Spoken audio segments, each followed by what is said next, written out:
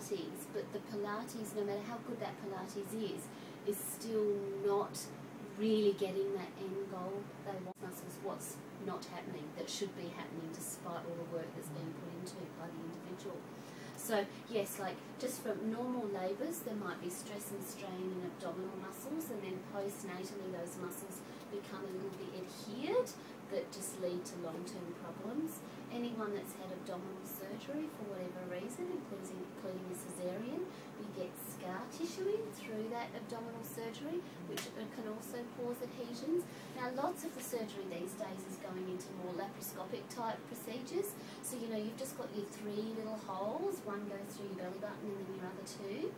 And so it's perceived that because it's not such an open surgery on the outside, that there's less scarring. However, and everything in there, and dig around and look for the problems. So internally people get scar tissue in between their muscles, which is not identified as a problem by the surgeon, because the surgeon's key goal is finding out what organ is going wrong, or cancer or something like that.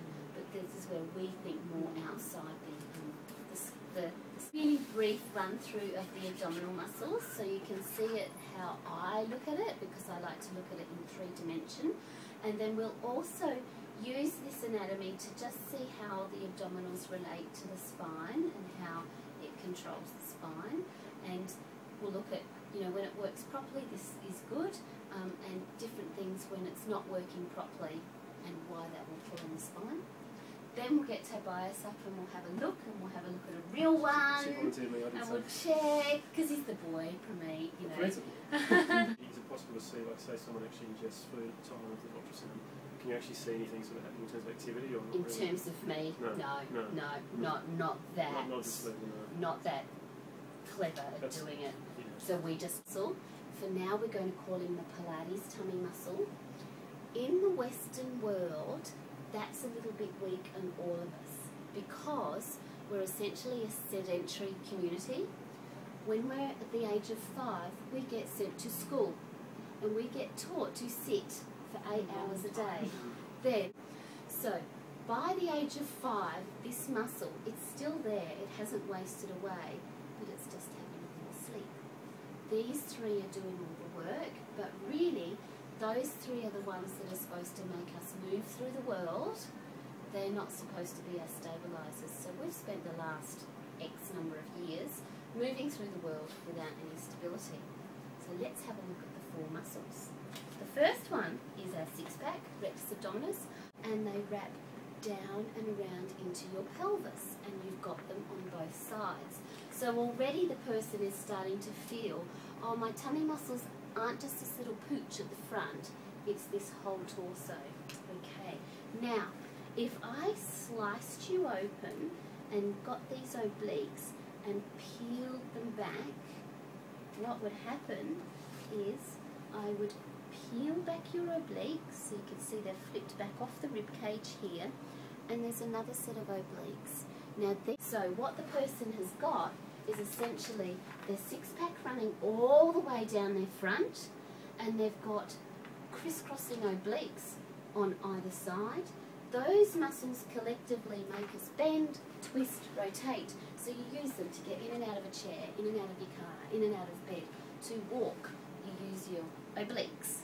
So at that point, the person understands, okay, I've got these big groups of muscles and I use them every day to do standard things.